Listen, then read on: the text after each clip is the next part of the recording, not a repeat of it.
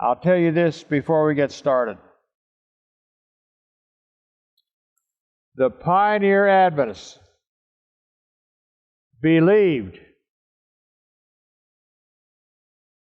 that the Muhammadan religion was going to be one of the big players in end-time events. Adventists today don't believe that at all. They say, oh no, that's the papacy you're talking. No. And so we don't preach about this anymore. Now our pioneers preach about it all the time, and it was in the 19th century, it was in our periodicals constantly. They called it the Eastern question. They preached about it, by the way, when Ellen White was president. She heard about the Eastern question. Interesting thing is, I never saw any place where she was contradicting what they said. If you study what Uriah Smith was teaching, what A.T. Jones was teaching, what all of our pioneers were teaching about the Eastern question, it was very much different than what we're teaching today. So I want to study this with you, and you can study it out for yourself.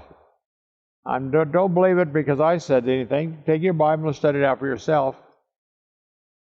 This Eastern question is connected, I believe, with the final events of Earth's history and the close of probation. And that's what our pioneers taught, that the Eastern question, from the Eastern question, you're going to be able to tell when probation was going to close. That's what all our pioneers taught. Even though people don't believe that anymore. Things that happen one of these days that people aren't prepared for. People say, oh no, everything's all connected with the papacy. It's not connected with Islam. Well, are you aware of the fact that in the last 50 years,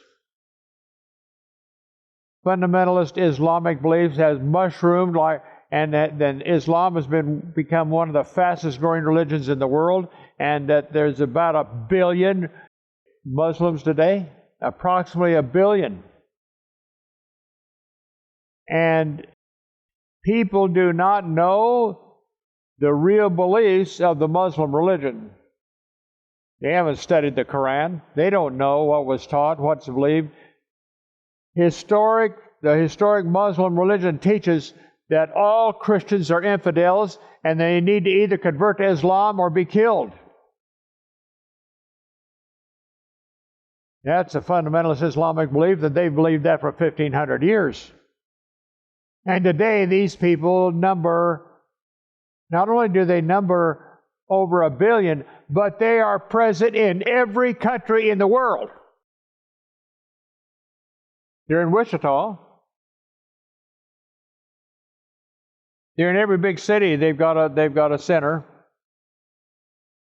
Not only that, in some countries, in a land like Pakistan or Turkey, Afghanistan, Iraq, Iran, all those Middle Eastern countries, the countries that in the first part of Daniel 11 constituted the king of the north, all those countries are Islamic countries today. Most of them, like Pakistan for instance, over 95% of the population is Islamic. This has become a critical danger for Christian missionaries. For any Christian who wants to share his faith with these people. Because in the Muslim religion, if you are Muslim and then you convert to Christianity, that is a capital offense, and you could lose your life for doing that. Just a short time ago, I just read about this last week.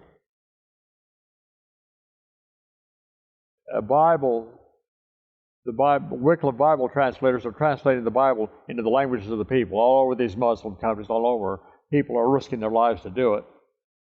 And they had a Bible that was prepared in the mother tongue of this population group, and it was in the very next country, right next to where these Christians were living. So there were 3 Christians who went across the border into the other country, and they taught, I don't know how many people, but quite a few people, they taught them from the Bible about Christianity. And an interesting thing is happening. all over these countries, there is a larger and larger number of people becoming Christians. And so there's a reaction to this. These 3 Christians that went to the neighboring country and taught the people with their new Bible in their mother tongue, that taught them the Christian religion. When they came back to their own country, some people followed them across the border. They were found a few hours later dead in a vacant building. There are Christians right today, all over in these Muslim countries, that are paying a price for imprisonment, having their houses burned, having their churches burned, being arrested, and sometimes being martyred for Christ's sake. And the Adventist people don't seem to know that this has anything to do with any Bible prophecy. But our pioneers thought it did.